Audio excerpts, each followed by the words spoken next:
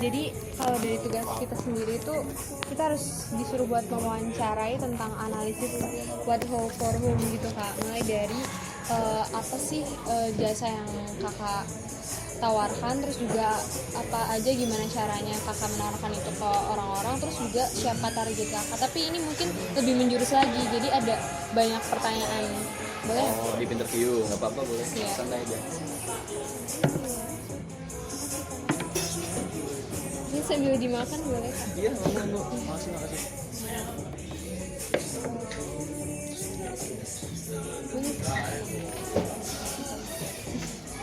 Mungkin dari pertanyaan pertama dulu ya Kak. Ini jelas nggak sih? Ini kelompokan tapi jangan satu doang dong yang aktif nanti. Iya lagi. Begitu. Oh begitu kan? Ya. Jadi mungkin dari pertama itu apa aja produk dan layanan yang Kakak tawarkan di UMKM Kakak? Oke. Jasa dari aku sih ada antar orang, antar barang, antar makanan. Terus ada pindahan kosan, ada bersih-bersih kosan, ada ojek travel juga, terus ada jasa bersih-bersih kosan. Berarti itu tujuan target pasar Kakak itu ada mahasiswa atau? Mahasiswa kalau kita, karena namanya ojek kampus dan kita targetnya itu untuk ekspansi ke beberapa kampus. Jadi spesifik kalinya kita langsung ke mahasiswa gitu target marketnya. Kalau dari Kakak sendiri tuh ada produk atau layanan unggulan nggak di antara layanan-layanan yang Kakak tawarkan itu? Oke. Kalau dari ojek kampus sendiri itu ada unggulannya di pindahan kosan. Karena kan itu misalkan pindahan kosan kita biasanya pakai pick up. Pick up itu harganya minimal 100.000. Nah ini dengan adanya ojek kampus ini cukup dengan 65.000 udah bisa pindahan kosan gitu. Jadi lebih irit dan juga apa ya, sama-sama mutual, win-win solution buat drivernya ini untung dan buat si mahasiswanya juga lebih untung juga, harganya terjangkau gitu. Tapi untuk drivernya atau mungkin kendaraannya itu disediakan oleh pihak kakaknya sendiri atau dari supirnya masing-masing Kak? Kita tuh mitra maksudnya, jadi freelance ya. Jadi mahasiswa misalkan mereka punya motor, punya HP dan mereka punya waktu luang, ya udah nanti daftar jadi freelance dan ya itu semuanya inventaris mereka gitu. Jadi kita bagi hasil. Jadi Kakak open buat semua yang pengen kerja di Kakak gitu? Ya betul, kita buka tapi sesuai spesifikasi, kayak misalkan dia nggak terlalu sibuk juga, terus dia udah lancar bawa motor juga, sama ini orang intinya udah diseleksi lah, seleksi yang paling panjang dari kita gitu. Mungkin di bagian proses produksi, karena ini kita nggak produksi barang ya Kak, jadi jasa nggak ada, mungkin ada teknologi atau cara gimana Kakak mempromosikan jasa Kakak biar sampai ke orang-orang gitu? Oh berarti ini marketingnya ya? Iya. Oke. Kalau marketingnya itu kita ada banyak caranya. Yang pertama pasti udah pasti itu di IG. Cuma IG itu buat katalog doang. Jadi kita nggak terlalu aktif di situ, tapi kita aktif di Twitter. Jadi kita di Unsur Fest kita komen-komen, terus ikutan paid promote dan lain-lain. Dari situ besar. Selama awal kita bangun itu Desember, itu langsung ramai banget tuh, karena kita nemu market fit-nya di situ. Ada gap, misalkan Gojek itu harganya 11.000, tarif minimalnya di kita cuma 7.000. Jadi makanya market fit banget, banyak mahasiswa yang minat kesini dan banyak juga driver yang minat untuk kerja di kita gitu.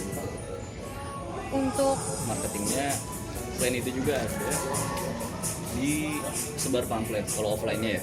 Jadi kita sebar pamflet di kosan-kosan, terus juga word of mouth paling kencang. Jadi kita tanpa ada biaya, ada satu orang yang puas, jadi dia iniin ke orang lain, rekomendasikan. Jadi mungkin dari mulut ke mulut orang juga ya Kak? Iya betul, word of mouth-nya. Terus apa ya? Mungkin tren pasar saat ini buat layanan Kakak itu apa? Yang menginspirasi Kakak biar membuat layanan ini? Iya. Oke. Awalnya sih aku buka ini karena melihat banyak mahasiswa yang ngeluh dengan ojek online karena biayanya yang lumayan mahal kan, dan juga masih banyak mahasiswa yang belum punya motor. Jadi di situ ada gap, ada perbedaan di situ. Kenapa enggak kita bikin aja tapi dengan harga yang lebih murah gitu, sedangkan modalnya itu kan lebih kecil. Kayak misalnya bensin 1 km aja cuma 200 perak, kenapa harus mahal-mahal?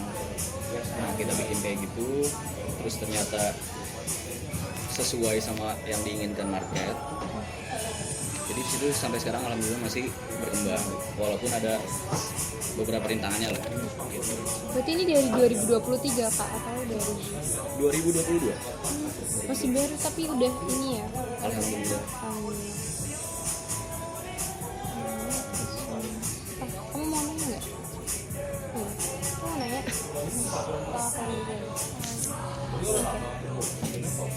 Karena ini udah. Nah, mungkin gimana cara kakak membangun brand awareness kak? Karena mungkin kan banyak saingan-saingan juga, gimana caranya kakak buat Brand awareness. Iya. Nah, kita tuh di sosial media, terutama di Twitter, kita bangun image-nya tuh branding company branding kita tuh lawak gitu. Maksudnya jadi kita bikin pamflet yang kocak gitu. Jadi lebih masuk ke mahasiswa. Dan juga adminnya kita training untuk lebih kenapa kita nggak pakai bot? Karena bot itu kan ya namanya bot ya, terlalu sistematis gitu. Nah, ini dengan adanya admin jadi lebih manusiawi lah bahasnya gitu. Jadi ya kita panggil bro lah, kita panggil sapaan-sapaan yang kayak ke teman lah kayak gitu. Jadi ada pendekatan di situ. Berarti dengan pendekatan ke target pasarnya gitu ya? Iya, dan juga dari nama brand kita, Ojek Kampus. Jadi orang juga udah tahu kan target marketnya siapa, dan ini untuk solving masalah siapa gitu. Gitu. Terus apa ya? Ini perlu ditanyain nggak?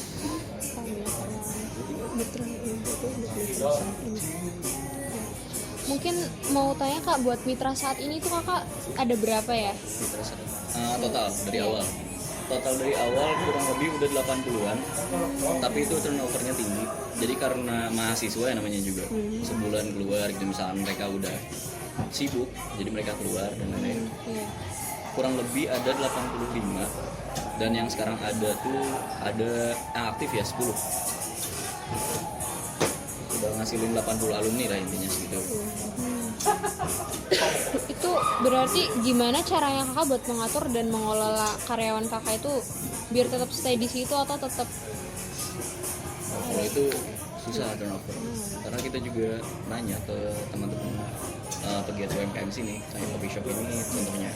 Aku pernah diskusi sama beliau ini yang punya, emang turnover misalkan kita mempekerjakan mahasiswa itu susah untuk bikin loyalitas di sini, karena mahasiswa itu sendiri kan ya itu balik lagi ada kesibukan masing-masing. Terus nanti misalkan mereka udah settle, mereka langsung keluar kayak gitu-gitu, dan kita nggak bisa kontrak gitu karena sistemnya mitra.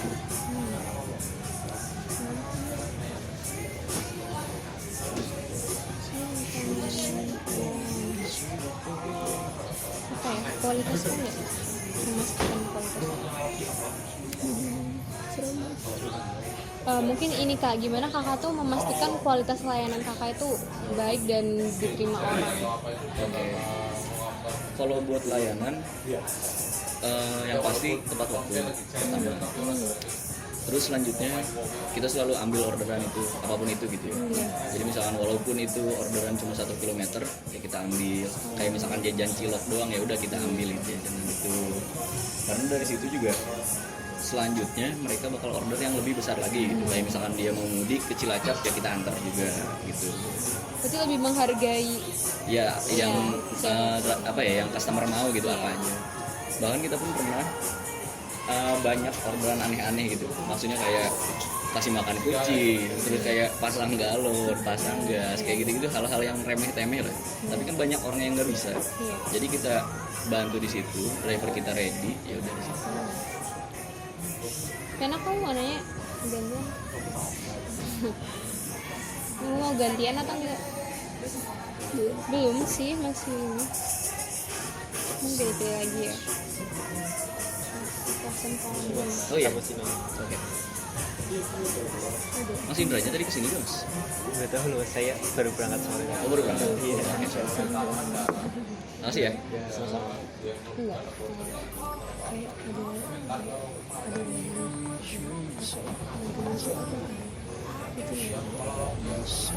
Oh iya, sebelumnya pada tahu dari mana Ojek Kampus? Yang pernah pesen gitu kan. Oh gitu. Terus dapat dari Twitter kan, kayak paid promote itu kok Oh, selalu dari paid muncul. promote. Oke. Terus pas kemarin kan emang lagi butuh kan, terus kayak nyoba ini aja lagi perlu. Terus kebetulan ada tugas ini, jadi kayak kan jarang, kayak temen-temenku tuh jarang denger yang ojek ini. Oh gitu. Oh belum sampai ya malah ya? Iya. Oke.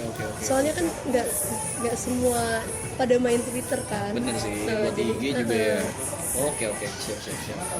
Nice info. Jadi mungkin nanti kita bisa bantu buat Oh boleh promosi banget sih. ini. boleh banget. Iya. Mungkin ini Kak, apa gimana kakak tuh bisa mengukur kepuasan pelanggan, terus gimana caranya buat meningkatkan kepuasan pelanggan kakak sama menanggapi keluhan dari pelanggan? Oh gitu. Oke. Buat itu sih kita pasti follow up dari admin gitu. Karena kan beberapa driver juga mungkin misalkan disuruh OTW 8.20 dia ngaret 8.30 gitu kan. Nah itu kita tetap tanya ke driver, ke customernya kayak tadi tepat waktu gak, terus apa aja yang bisa kita rubah gitu. Dan misalkan ada orderan yang nggak keambil karena kesalahan dari kita, nextnya kita diskon untuk pemesanan selanjutnya gitu, biar dia nggak beralih ke yang lain dan juga dia dihargai lah gitu. Kita selalu tanya ke customernya balik lagi gitu, minta feedback. Berarti istilahnya kalau menangani keluhan itu kakak punya cara dengan customer service sendiri ya Kak? Ya ada customer service-nya.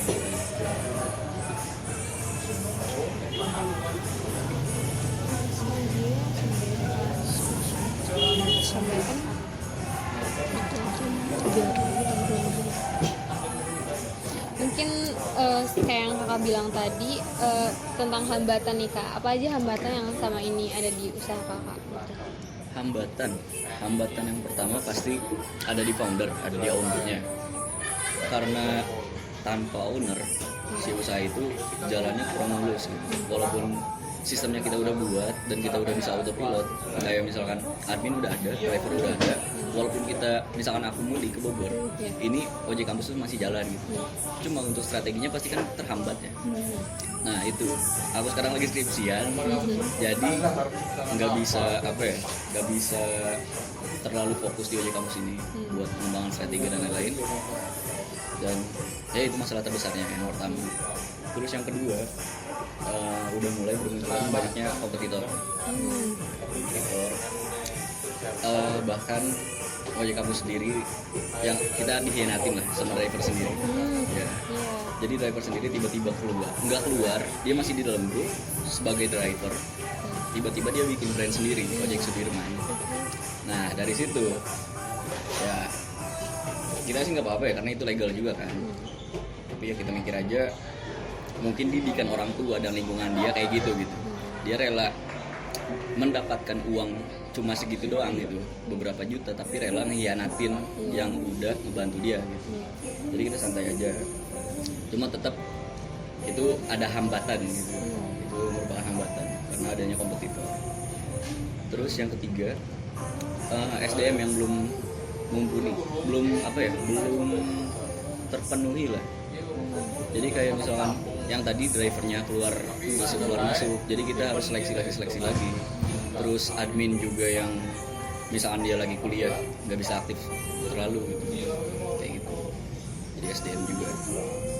Kalau untuk masalah hambatan yang nomor 1 ini, kalau misalnya kakak lagi ada kesibukan atau lagi ada halangan tertentu, itu kakak punya cadangan atau mungkin orang yang bisa kakak percaya buat koordinir sementara, atau kakak tetap Sendiri. iya? Oke. Sebelumnya tuh 2022 sampai 2023 tuh aku ada brand manager. Ada brand manager yang khusus buat nanganin semua strategi marketing, terusnya keluhan customer dan lain-lain. Dia jadi penanggung jawabnya lah. Cuma untuk sekarang dia udah lulus dan OJ Kampus ini sekarang belum ada brand manajernya gitu. Dan juga emang OJ Kampus ini kita tahan dulu buat ekspansi dan kita jalanin seadanya dulu. Dan setelah nanti aku lulus punya waktu luang yang lebih banyak, baru kita benar-benar serius di situ untuk expand, untuk strategi marketing yang lebih kencang lagi dan lain-lain. Ini OJ Kampus tuh untuk kampus Unsud aja atau buat semuanya kampus di sekitar Purwakarta ini? Kalau sekarang kita tuh kebanyakan di Unsud di FT juga ada, terus di UMP tuh paling beberapa doang karena belum ada driver dari sana. Paling driver yang dekat ke UMP, misalnya ada UMP yang pesen. Jadi masih di sekitaran Unsud. Tapi untuk di luar kota kita udah ada di Undip sama di IPB. Gitu. Itu gimana cara kakak mengelola yang ada di luar kota kak? Apa tetap diawasin? Kalau yang luar kota tuh sebenarnya kalau OJ Kampus kan gini ya, admin di sini, owner di sini, kita masih aman gitu. Mau ekspansi ke Papua pun kita bisa gitu, karena kan kita semuanya by phone. Cuma ada satu orang kepercayaan di satu region itu. Contoh satu driver ini dia aktif banget, jadi kita jadiin dia head driver gitu, untuk penanggung jawab. Kayak misalkan nanti ada kopdar 1 bulan sekali, terus ada seleksi driver. Jadi kan misalkan di chat dia pasti bilangnya udah lancar bawa motor gitu. Nah, tapi tetap kan kita cek dia beneran lancar apa enggak gitu. Nah nanti diceknya sama head drivernya yang dari sana. Terus buat SDM-nya paling di luar kota ya itu doang, driver sama head drivernya itu penanggung jawab regionalnya.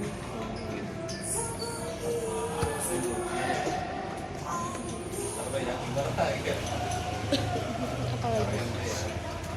Oh iya, sama hambatan tadi. Hambatan tuh kita di profit sebenarnya. Karena mitra itu, karena kan kita mitra ya. Mitra tuh untuk driver 70%, untuk kita 30%. Dan 30% itu termasuk untuk ngegaji orang, ngegaji admin tadi, terusnya untuk biaya marketing, biaya maintenance dan lain-lain. Jadi kita emang nggak terlalu cepat untuk ekspansi karena seperti itu gitu, profitnya kecil. Makanya kenapa Gojek, Grab dan lain-lain dia bisa besar, karena dia udah dapat venture capital, masuk pendanaan dari luar beberapa triliun masuk, baru dia bisa operasional. Kalau kita organik lumayan cukup susah karena keuntungan yang tipis gitu.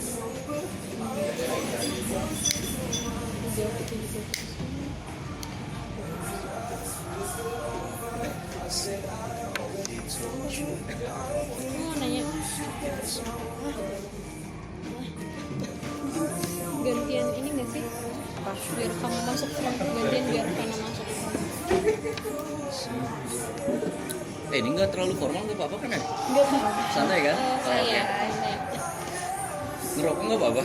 Dilihat dosennya. Nggak apa-apa, buat Oh. cuplikan aja ya. Iya. Oh, oke. Soalnya nanti buat kayak itunya kita yang presentasi, ngejelasin ya. Oh, nanti dipresentasikan. Oke, siap. Terus ini sih. Oh, buat kedepannya ini kakak ada inovasi baru nggak? Oke. Buat OJ Kampus ini ya. Iya. Nah, untuk kedepannya ini, misalkan aku udah lulus, si OJ Kampus ini bakal jadi ujung tombaknya Kampus Group. Kampus Group itu kita kan menaungi 20 brand. Dan itu semuanya brand aku. Kita cari semua brand manajernya. Jadi semuanya itu running gitu. Nah, OJ Kampus ini sebagai ujung tombak pemasarannya gitu. Jadi misalkan ada kamu pesen gitu, pesen OJ Kampus, nah kita tawarin, misalkan kamu butuh apa, makanan gitu, nih kita ada brand makanan, diantar gratis ongkir dan lain-lain. Jadi si OJ Kampus ini ujung tombaknya brand Kampus Group yang one in solution, one stop solution. Dari 20 brand itu, misalkan satu customer order ke OJ Kampus, baru kita tawarin 20 brand yang lain gitu. Ini katanya butuh apa, ini kita ada brand-brand ini loh. Di ujung tombak. Terus tadi apa, pengembangan? Iya, inovasi Jackson gitu. Inovasi. Kalau inovasi, kemarin kita udah mau coba bikin aplikasi. tapi karena biaya maintenance-nya yang cukup besar, jadi kita undur dulu. Dan itu belum terlalu efektif ternyata. Jadi untuk sekarang masih lebih efektif ngebayar admin, ngegaji admin, dan adminnya itu 1 atau 2 gitu di shift. Jadi misalkan masih 3 regional, 1 admin masih cukup. Kalau misalkan udah lebih dari 3 regional, 3 cabang, baru kita nge-hire 2 shift admin. Pengembangan, ekspansi. Berarti untuk pasar baru atau ekspansi ini masih belum ada ini ya, gambaran atau menunggu waktu? Kalau ekspansi udah ada kita udah ada blueprintnya, cuma belum dilakuin aja gitu. Untuk ekspansi targetnya emang kita tiap kampus, tapi Jabodetabek, Purwokerto, terus Solo, Semarang, Jogja, gitu. Dan Jabodetabek.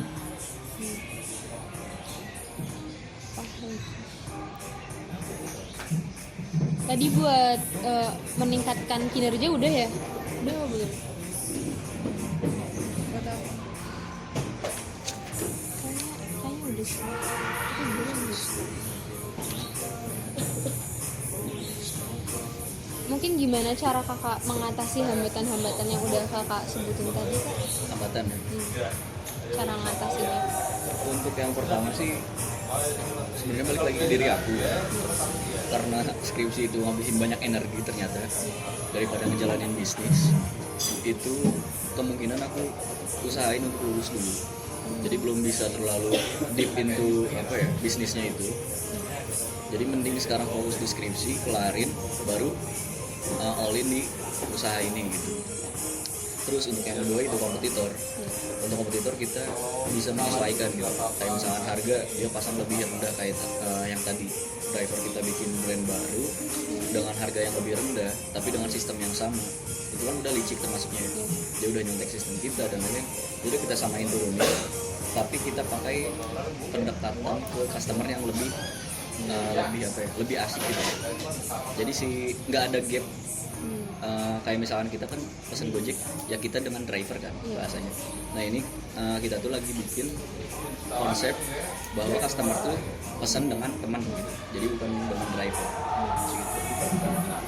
Terus yang ketiga tuh SDM yang belum. SDM ya. Nah SDM ini aku masih konsul ke pelaku UMKM lain terkait SDM kita yang memang mahasiswa dan emang sudah tabiatnya seperti itu ya, karena kita tahu sendiri aku juga mahasiswa yang mana kita punya kesibukan masing-masing, tapi sedangkan perusahaan butuh SDM yang loyal, jadi itu ada perbedaan sedikit di situ lah. Itu aku belum tahu caranya gitu. Tapi SDM-nya itu kakak emang ambil hanya dari mahasiswa atau boleh dari misalkan orang yang bukan mahasiswa, di luar mahasiswa itu boleh nggak jadi driver? Kalau selama ini kita belum berani, karena gini, takutnya nanti misalkan kita ngambil salah satu dari non mahasiswa, takutnya nanti dia ada merugikan customer gitu, entah itu ngambil pesanannya, entah itu ya intinya merugikan customer lah. Dan kita nggak bisa tracking dia, walaupun itu dengan KTP kan dia bisa pindah-pindah kan. Nah kalau mahasiswa ini misalkan dia macam-macam atau aneh-aneh kepada customer, merugikan customer, kita bisa tracking dia dan juga bisa langsung ke pihak kampus gitu. Jadi di trackingnya lebih gampang, tapi memang treatmentnya lebih susah untuk mahasiswa itu ya gitu.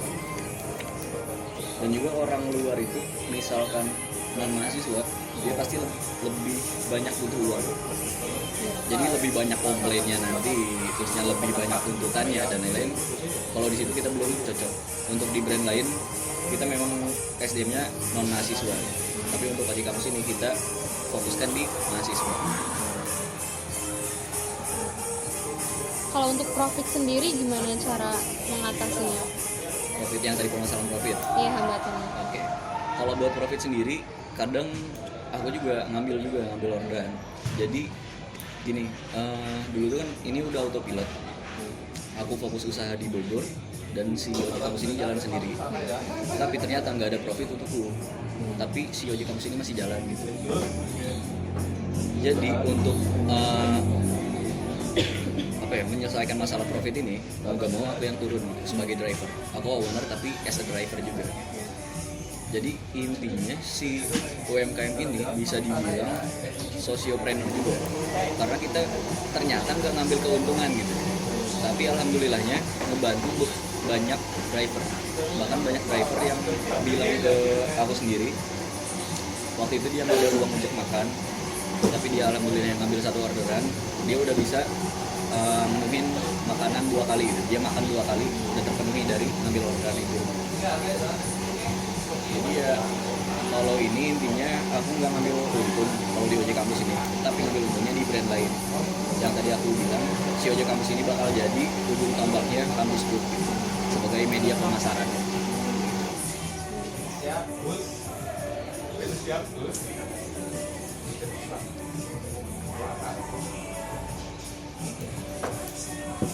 Tapi sebelumnya kakak kan waktu kakak di Bogor itu berarti katanya kakak nggak mendapatkan untung, terus tapi ojek kampusnya masih jalan. Nah itu siapa yang nge-handle ojek kampus ini? Itu kita waktu itu masih ada brand manager ya.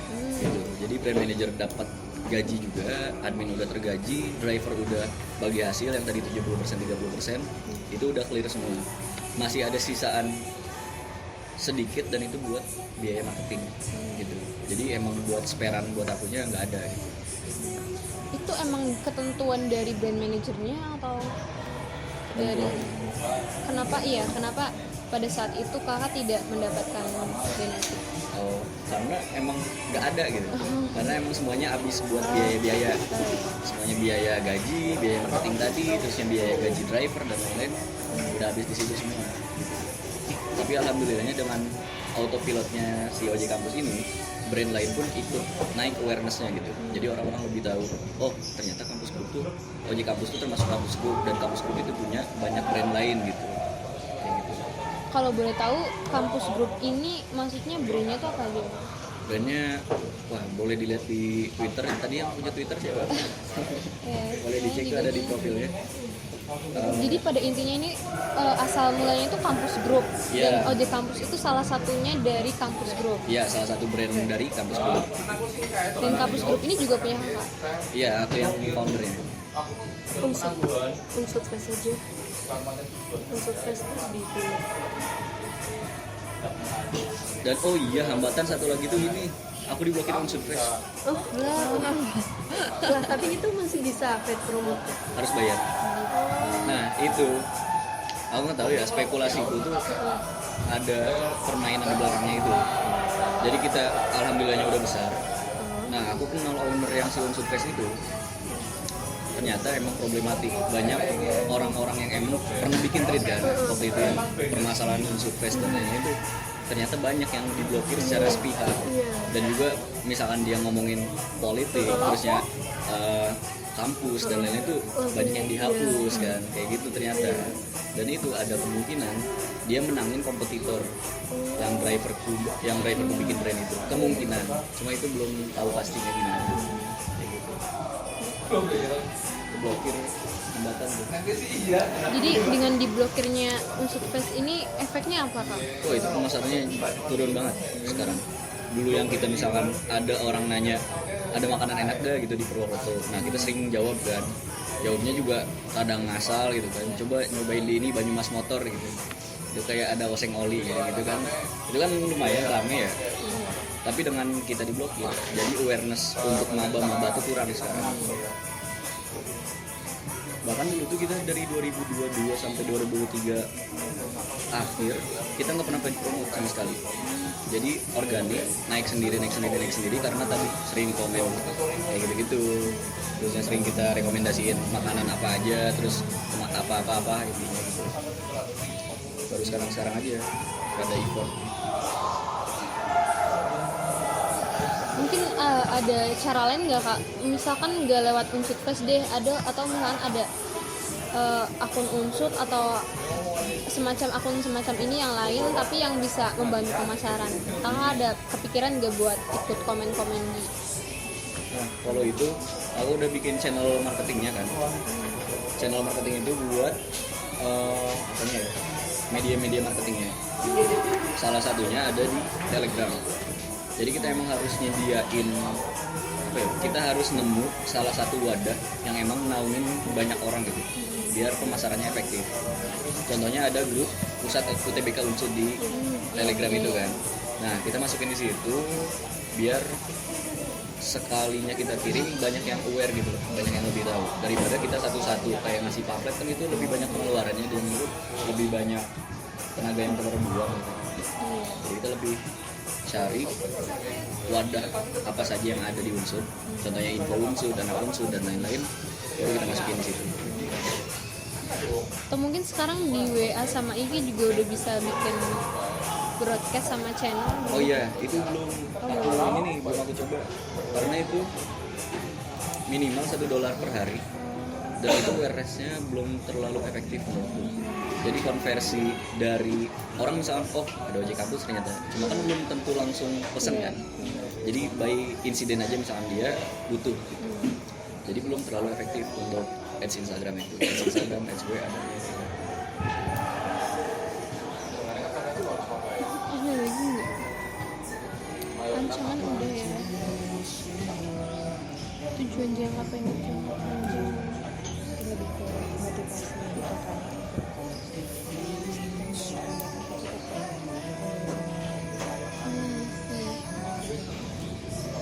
Mungkin ada lagi kak, motivasi dari kakak kan ini kan ada banyak banget, ada banyak kompetitor dan semacamnya. Itu motivasi kakak biar tetap kakak berusaha buat melanjutkan UMKM kakak itu apa sih motivasinya? Yang pertama pasti profit, karena usaha base-nya on profit. Tapi ternyata nggak sesuai yang aku harapin gitu. Kalau untuk profit di ojek kampus ini, aku tuh baru tahu ternyata ojek kampus ini value-nya ada di driver yang terbantu gitu dan customer yang terbantu. Contoh pas kita kopdar dan kita ada sesi deep talk gitu sama beberapa driver, one by one kita ngobrol yang tadi bahwa dia benar-benar merasa terbantu gitu dengan cuma berapa puluh ribu dia ngambil orderan, tapi dia sampai makasih banget gitu. Nah di situ aku apa ya bahasanya ya, tersentuh lah. Oh ternyata ojek kampus ini bukan cuma untuk profit doang gitu, impactnya lebih besar dari profit, bahwa ternyata banyak orang yang dibantu dengan ojek kampus ini. Makanya aku masih lanjutin si ojek kampus ini, bahkan niatnya mau ekspansi keluar kota gitu.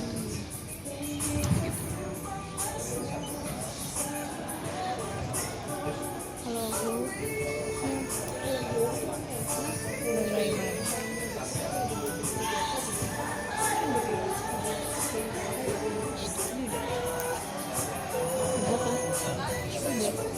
mengelola, mengatur dan mengelola, ini udah belum ya? Mengatur dan mengelola, membiayai, melacak tantangan keuangan. Kebiaya aja. Biaya awalnya gini. Dari pas kakak bikin pertama itu kan ini kan ceritanya buat menampung para driver ya kak. Itu tuh modal awalnya kakak itu apa?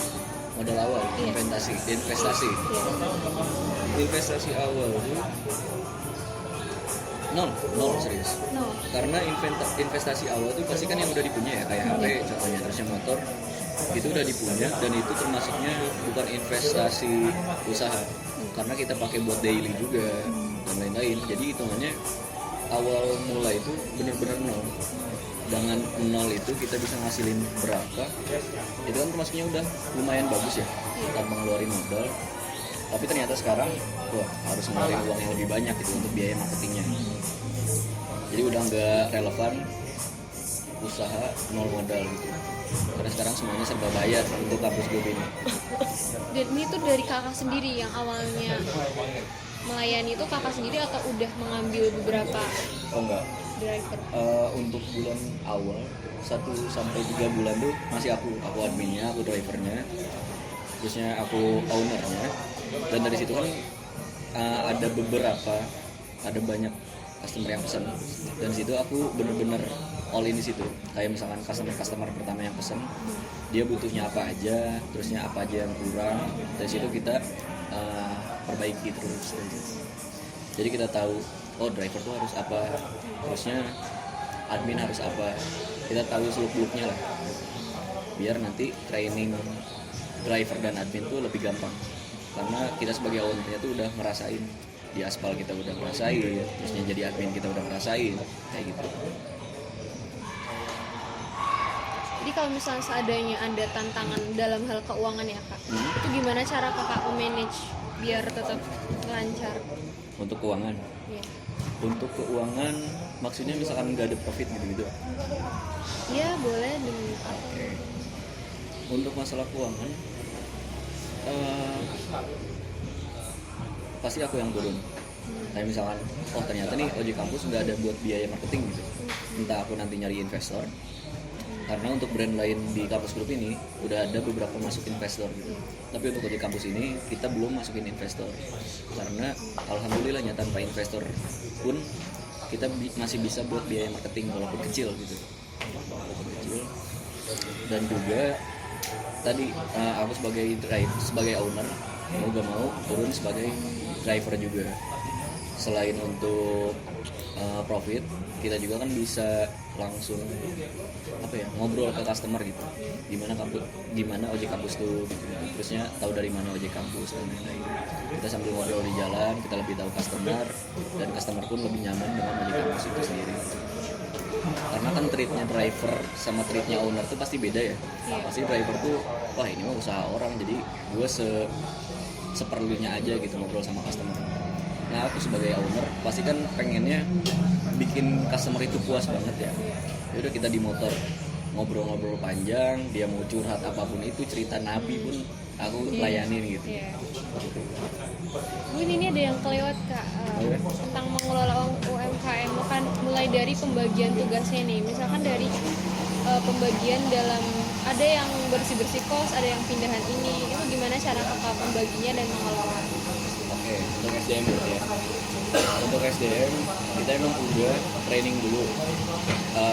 Kayak misalkan antar orang, antar barang, antar makanan, itu kan udah hal basic ya, yang semua driver harus bisa. Nah yang bukan hal basic itu, contohnya kayak bersih-bersih kosan, pindahan kosan, dan ojek travel. Nah untuk bersih-bersih kosan kita kasih tahu detailnya, jadi apa aja yang harus dilakuin, apa aja yang harus dibersihin, terusnya nanti sistem pembayarannya kayak gimana dan lain-lain, kita training dulu.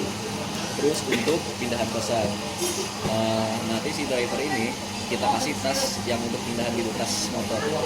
Nah itu tas motor kita pakai, kita contohin ke driver, jadi baru nanti driver bisa pindahan sendiri kayak gitu. Jadi intinya si SDM ini kita training benar-benar, terus kita lihat bahwa dia bisa apa enggak gitu, kayak ada sistem ujiannya lah gitu. Pasti ada errornya juga sebenarnya, karena kita misalkan kita udah training dan kita pengen proof dia bisa apa enggak si driver ini, kita langsung terjunin dia ke orderan yang benar gitu, orderan yang sesungguhnya. Nah di situ banyak errornya juga sebenarnya. Jadi Tahapannya itu dari training terus terjun langsung, dari situ trial and error, evaluasi. kalau mengelola itu doang nggak ada mengelola UMKM apa sih? Kan yang whole kan lumayan penting kan.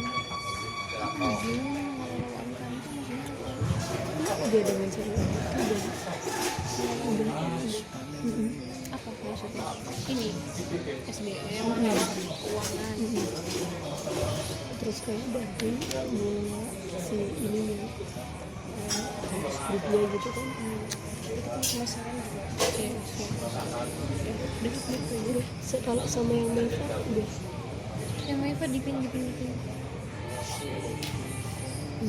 siapa target udah lokasi udah bagaimana udah Mungkin ada lokasi tadi kan. udah semua Mungkin buat wawancaranya udah ini sih kak. Oh udah selesai. Udah selesai. Alhamdulillah. Ini udah cukup. Udah cukup semua. Ini sambil dimakan kak. Iya siap, makasih banyak. Itu si mikro emang ada ini?